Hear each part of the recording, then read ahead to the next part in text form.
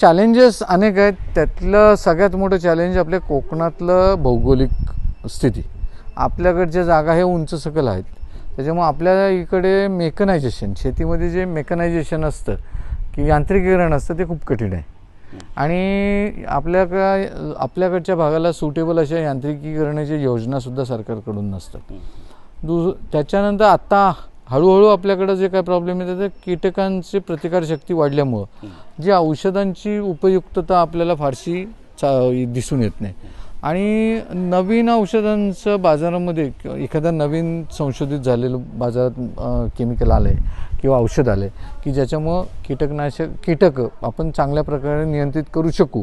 20-25 दिवस एखादे फवारणी केल्यानंतर असं होत नाही. त्याच्यामुळं आता परिस्थिती अशी झालेली आहे की त्या कीटकांचं नियंत्रण करण्यासाठी जुनीच औषधं जादा डोसनी मारावी लागतात. त्याच्यामुळं त्याची किंमत वाढते आणि त्याचे दुष्परिणामही वाढतात.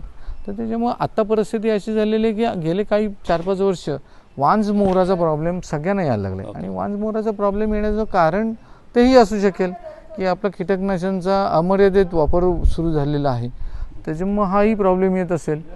आणि ह्या सगळ्या ह्याच्यामध्ये उत्पादन जी किंमत आहे, उत्पादनाचा खर्च आहे, तो खर्च वाढलेला आहे. आणि जेव्हा उत्पादन खर्च वाढतो तेव्हा आपल्या नफ्याचं प्रमाण कमी होतं. आणि त्यात गेले 4 वर्ष उत्पादनात एवढी घट दिसून आलेली आहे. म्हणजे 23, 24, 25, 26 हा ओव्हरऑल कमी जास्त प्रमाणात उत्पादन खूपच कमी राहिलेलं आहे.